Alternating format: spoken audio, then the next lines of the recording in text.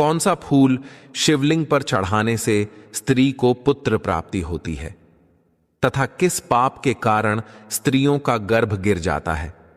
मित्रों, आप सभी ने देखा होगा कि कुछ स्त्रियां गर्भवती तो होती हैं, किंतु उनका बच्चा समय से पहले ही पैदा हो जाता है, जिससे उस बच्चे की मौत हो जाती है, और कई स्त्रियों को तो मरा हुआ बच्चा पैदा होता है।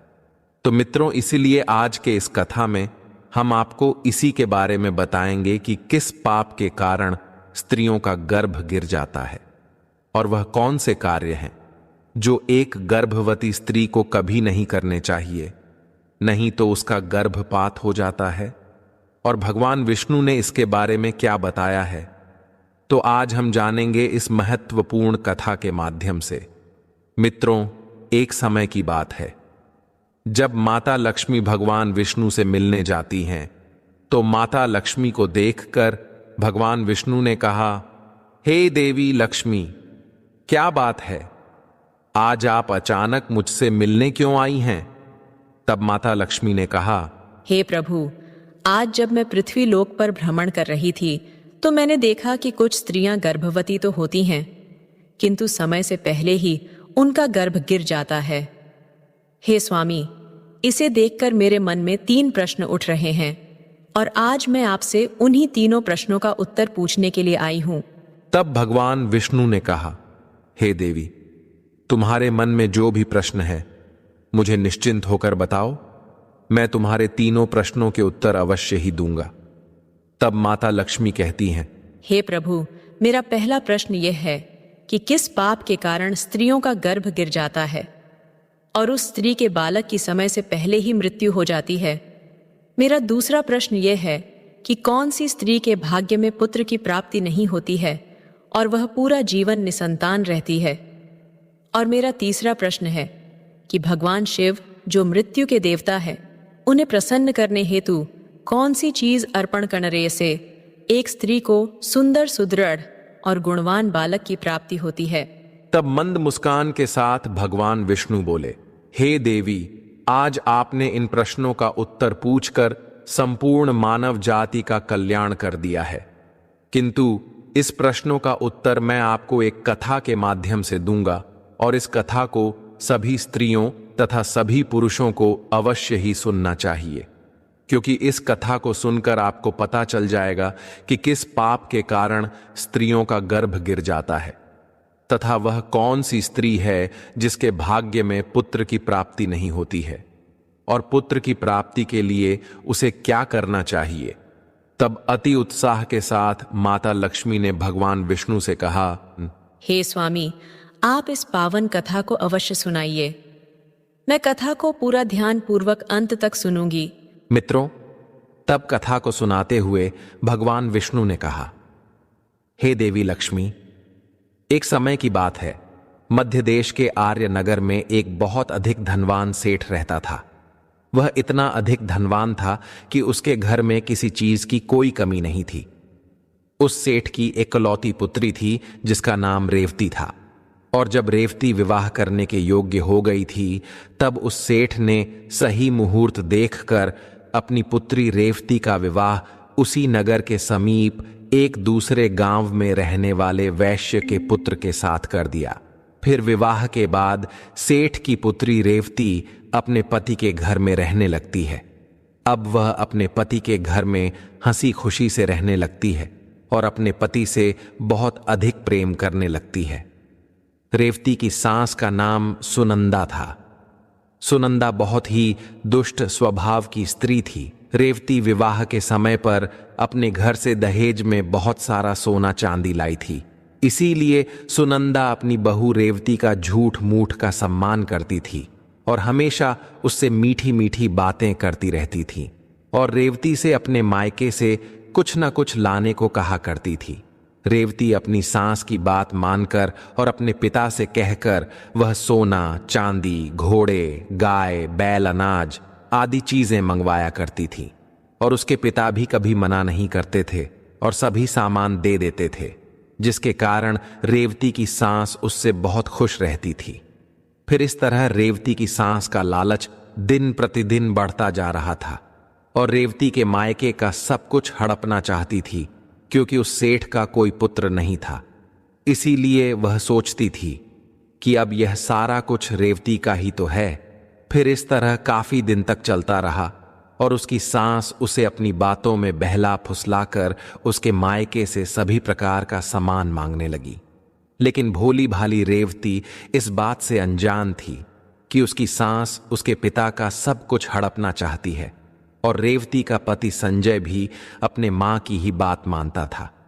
इसीलिए उसके घर में रेवती की सास जो कहती थी वही होता था। उसके घर में सारा काम उसकी मां के कहने से ही होता था, और रेवती और उसका पति संजय दोनों ही सुनंदा का कहना मानते थे। इसीलिए उनके घर में कभी भी क्लेश नहीं होता था और सब खुशीपूर्वक रहते थे। इस तरह कुछ साल बीतने के बाद रेवती गर्भवती हो गई। जब उसकी सास को इस बात का पता चला तो वह बहुत खुश हो गई।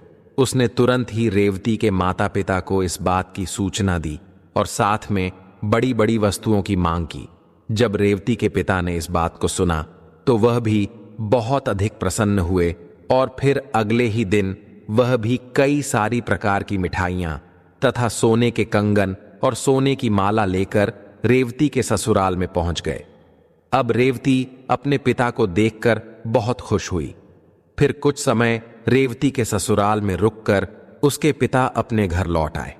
फिर काफी दिनों तक रेवती का गर्भ बढ़ता गया और रेवती की सास उसका बहुत अच्छी तरह से ख्याल रखने लगी तथा उसे समय समय पर फल फूल खिलाती रहती थी और घर का सारा काम खुद करती थी। रेवती को कोई भी काम नहीं करने देती थी, इसीलिए रेवती पूरा दिन घर पर आराम करती थी। फिर इस तरह कुछ दिन और बीत गए। फिर एक दिन अचानक ही रेवती को रात के समय में असहाय पीड़ा होने लगी और उसे अपने भीतर कुछ अजीब सी हलचल महसूस होने लगी, मानो जैसे कि उसके बच्चे को पीड़ा सता रही हो। और थोड़ी ही देर के पश्चात उसका शरीर अचानक से ठंडा पड़ गया। अब उसे आभास हुआ कि उसका गर्भ गिर गया है तथा उसके कपड़ों से अचानक रक्तस्राव होने लगा। अब वह जान गई कि उसका गर्भपात हो चुका है। फिर उसने इस बात को अपनी सास को बताया तो रेवती की सास बहुत क्रोधित हो गई और फिर रेवती को ताना मारते हुए कहने लगी, अरे पापन स्त्री, तूने अपने जीवन में ऐसा कौन सा पाप किया है जिसके कारण जन्म लेने से पहले ही तुम्हारा बच्चा मर गया? पता नहीं क्यों मेरे पुत्र ने तुझ जैसी पापन स्त्री से विवाह कर लिया था। मेरे बेटे का तो जीवन ही नष्ट हो गया। अब अचानक ऐसी अपनी सास की बदली हुई। ये बातें सुनकर रेवती बहुत दुखी होकर कहने लगी, सासू माँ, इसमें मेरा क्या दोष है? मैंने अपने जीवन में कोई पाप नहीं किया है, फिर भी पता नहीं क्यों मेरे साथ ऐसा हो रहा है। तब उसकी सास कहने लगी, अरे दुष्ट स्त्री, तूने जरूर अपने जीवन में घोर पाप किया है, इसी कारण तेरा गर्भ गिर गया है। मित्रों, फिर कथा को आगे बताते हुए भगवान विष्णु माता लक्ष्मी से कहते हैं, हे देवी, अब कथा को बहुत ध्यान से सुनना, क्योंकि यहीं से आपको पता चलेगा कि किस पाप के कारण स्त्री का गर्भ गिर जाता है। तो माता लक्ष्मी ने कहा, ठीक है प्रभु, मैं ध्यान से सुन रही हूं। आगे श्री हरि बोले, फिर उसी के बाद से रेवती की सास उसे हमेशा ताने मारने लगी और घर का सारा काम भी उसी से कराती थी और खुद कोई भी काम नहीं करती थी। रेवती की सास उससे इतना काम कराती थी कि रेवती को अब सही से खाना खाने का भी समय नहीं मिलता था, और जब सब लोग भोजन कर लेते थे उसके बाद ही वह भोजन करती थी। वो अपनी सास के सामने आने से भी डरने लगी। फिर इस तरह कुछ महीने और बीत जाने के बाद रेवती दोबारा से गर्भवती हो गई, जिससे उसका पति बहुत प्रसन्न हुआ, लेकिन उसकी सास अब भी तक उससे गुस्सा थी। और जब रेवती ने अपनी सास को यह बात बताई तो वो रेवती से कहने लगी कि एक बच्चे को तो खा गई हो, पता नहीं अब इस बच्चे को जीवित रखोगी या इसे भी उसी की तरह खा जाओगी। मुझे तुझ पर जरा सा भी भरोसा नहीं है, क्योंकि मुझे तो लगता है कि तूने अपने जीवन में जरूर कोई महापाप किया है, इसीलिए तेरा पहले वाला गर्भ गिर गया था। अपनी सास की यह बात सुनकर रेवती कुछ नहीं बोली और चुपचाप खड़ी रही। फिर धीरे धीरे रेवती का गर्भ बढ़ता गया और गर्भवती होते हुए भी वह घर का सारा काम करती थी, लेकिन फिर भी उसकी सास को उस पर जरा सी भी दया नहीं आती थी। फिर इस तरह करते करते अब रेवती के गर्भ को 9 महीने पूरे हो गए। अब बच्चे के जन्म होने का समय बिल्कुल नजदीक आ गया था और फिर समय के अनुसार रेवती ने एक बालक को जन्म दिया, किंतु वह बच्चा कुछ बोल नहीं रहा था और ना ही रो रहा था। फिर जब रेवती ने देखा तो उसका बच्चा मरा हुआ था। अपने मरे हुए बच्चे को देखकर वह बहुत जोर जोर से रोने लगी। फिर जब रेवती की सास को इस बात का पता चला तो वह बहुत गुस्सा हुई और रेवती से कहने लगी, तू एक पापन स्त्री है, तभी तेरा यह दूसरा बच्चा भी मर गया है। मुझे तो पहले से ही शक था कि तूने अपने जीवन में जरूर कोई घोर पाप किया है, इसीलिए तेरे साथ ऐसा होता है और इसीलिए तेरा यह पुत्र भी मर गया है।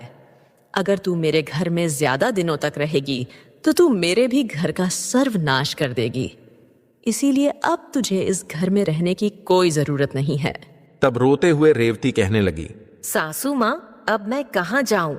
मेरे लिए तो मेरे पति ही सब कुछ है। मैं उन्हें छोड़कर कहीं नहीं जा सकती हूँ। मैं अपने पति से बहुत प्रेम करती हूँ, इसीलिए आप मुझे इस घर से मत निकालिए। मैं घर का सारा काम करूंगी और इसी घर के किसी कोने में पड़ी रहूंगी। आप जो भी काम कहेंगी मैं वह सब कुछ करूंगी।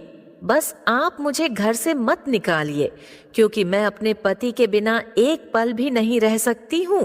तब उसकी सास बोली, अरे पापन स्त्री, अगर तू अपने पति के बिना नहीं रह सकती तो कहीं पर जाकर मर जा, लेकिन अब तुझे मैं इस घर में एक क्षण भी नहीं रहने दूंगी। इतना कहकर रेवती की सास रेवती को धक्के मारकर घर से बाहर कर देती है।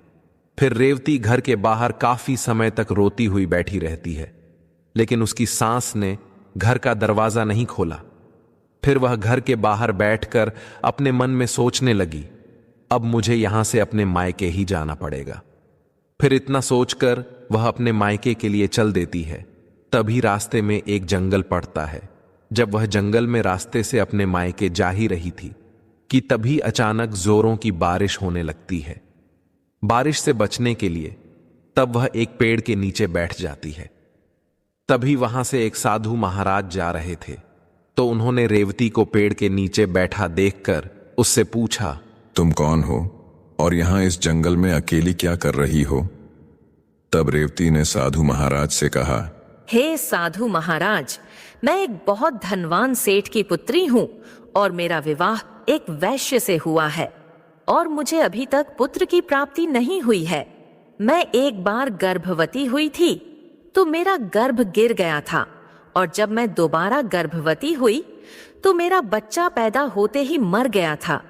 इसीलिए मेरी सास ने मुझे घर से निकाल दिया है। इसीलिए मैं अब इस जंगल में इधर उधर भटक रही हूँ। हे मुनिवर, कृपया करके आप ही कुछ उपाय बताइए जिससे मुझे पुत्र की प्राप्ति हो जाए। तब साधु महाराज ने कहा, बेटी, तुम चिंता मत करो, मैं तुम्हें पुत्र प्राप्ति का उपाय बताता हूं, जिसे यदि तुमने पूरी निष्ठा से किया तो तुम्हें पुत्र की प्राप्ति अवश्य ही होगी। इसके लिए मैं तुम्हें कुछ नियम बताता हूं, तुम इसे ध्यान से सुनो। किसी भी स्त्री को मासिक धर्म के दौरान पति के साथ संबंध नहीं बनाना चाहिए और पति को स्पर्श भी नहीं करना चाहिए। इससे संतान गर्भ में ही गिर जाती है।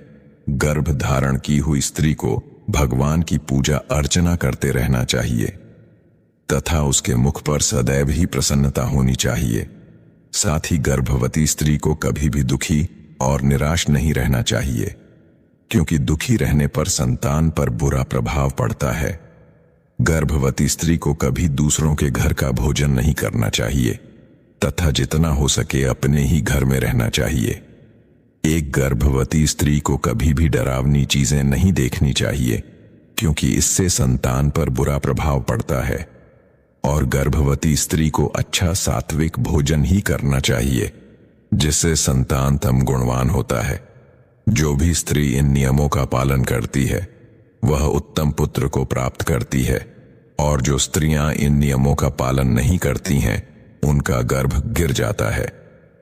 फिर साधु महाराज ने कहा, हे पुत्री, अब मैं तुम्हें पुत्र प्राप्ति का उपाय बताता हूं। इसे ध्यान से सुनना तो तुम्हें पुत्र की प्राप्ति होगी। तब रेवती ने नम्र स्वर में कहा, जी महाराज। तब साधु महाराज ने कहा, किसी भी स्त्री को पुत्र प्राप्ति के लिए मासिक धर्म के प्रथम 4 दिनों में पति पत्नी को मिलन नहीं करना चाहिए, क्योंकि ऐसा करने से दुराचारी पुत्र होता है, और 5वीं रात्रि में मिलन करने से पुत्री की प्राप्ति होती है, तथा 6ठी रात्रि में मिलन करने से पुत्र रत्न की प्राप्ति होती है। 7वीं रात्रि में मिलन करने से वंध्या पुत्री होती है, तथा 8वीं रात्रि में मिलन करने से बलशाली पुत्र की प्राप्ति होती है।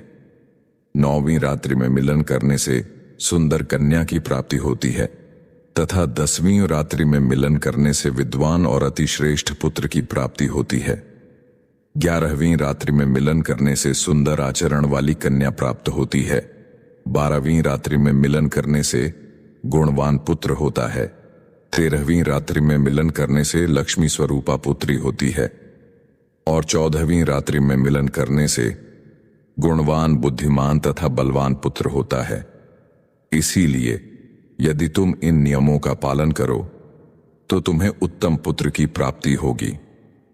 और हां बेटी, मैं तुम्हें और एक महत्वपूर्ण बात बताने जा रहा हूं।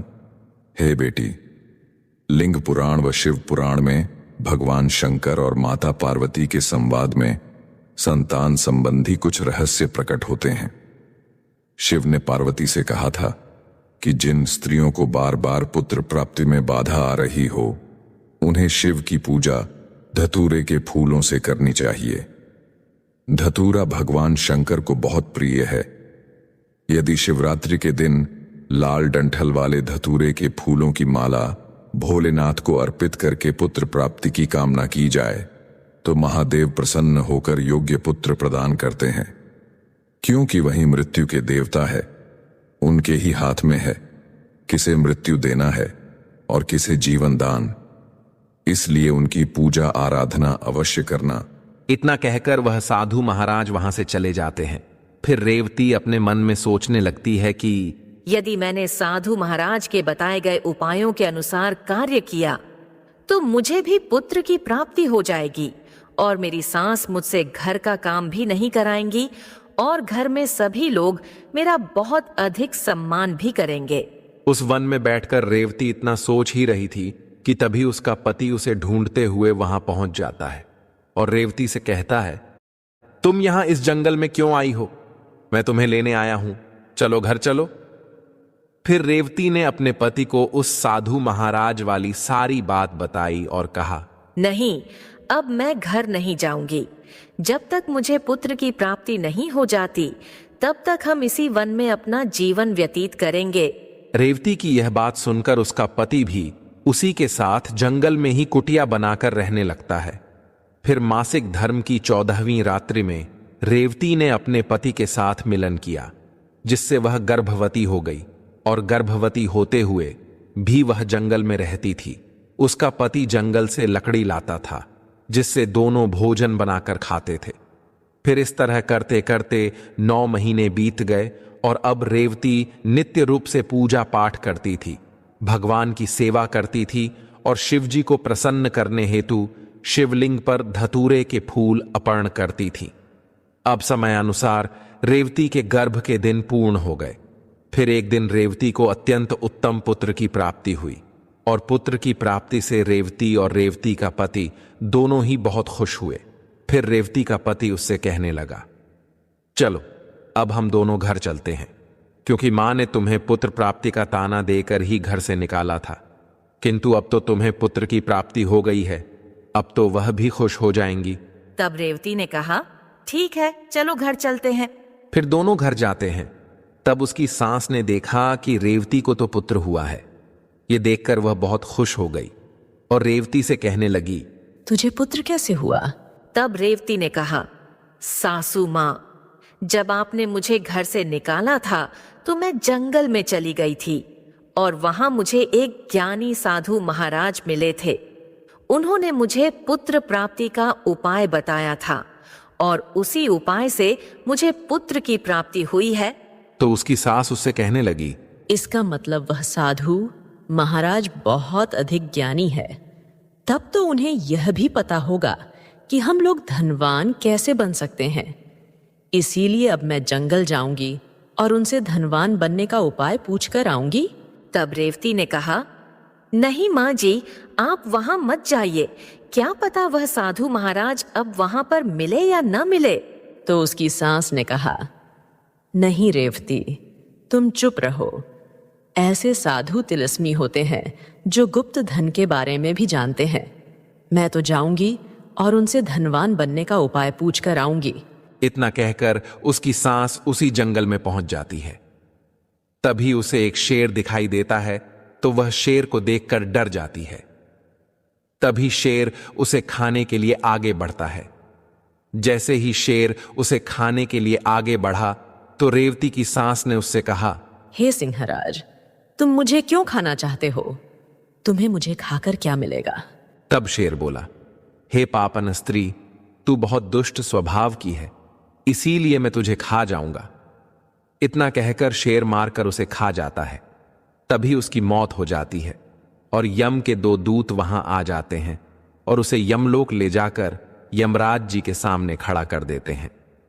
तभी चित्रगुप्त ने उस स्त्री के जीवन का लेखा जोखा देखा और उसके जीवन का लेखा जोखा देखकर कहने लगे, हे धर्मराज, इस स्त्री ने तो अपने जीवन में घोर पाप किए हैं। यह स्त्री अपनी बहू रानी पर बहुत अत्याचार करती थी। उसके गर्भवती होते हुए भी घर का सारा काम उसी से कराती थी।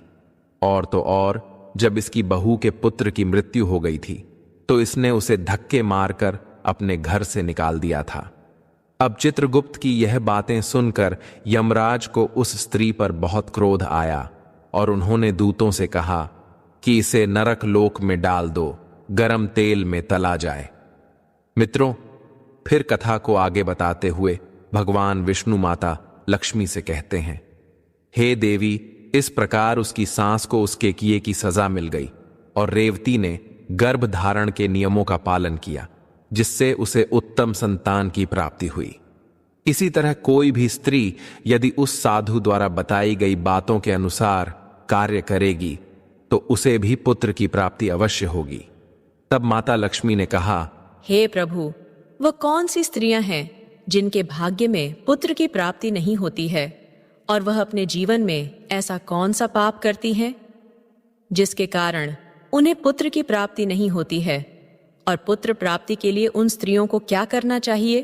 तो भगवान विष्णु ने कहा, ये वह स्त्रियां हैं जो अपने पति से हमेशा लड़ाई झगड़ा करती रहती हैं और घर में सारा काम अपनी ही मनमानी से करती हैं तथा अपने पति का आदर सम्मान नहीं करती हैं, तो ऐसी स्त्रियों के भाग्य में कभी भी पुत्र की प्राप्ति नहीं होती है। और ऐसी स्त्रियों को पुत्र प्राप्ति के लिए अपने पति का आदर सम्मान करना चाहिए तथा उनका कहना मानना चाहिए और घर में लड़ाई झगड़ा नहीं करना चाहिए, तो ऐसी स्त्रियों को भी पुत्र की प्राप्ति होगी। मित्रों, आपको यह कथा कैसी लगी? हमें कमेंट करके जरूर बताएं। साथ ही कमेंट में जरूर लिखें, लक्ष्मी नारायण की जय।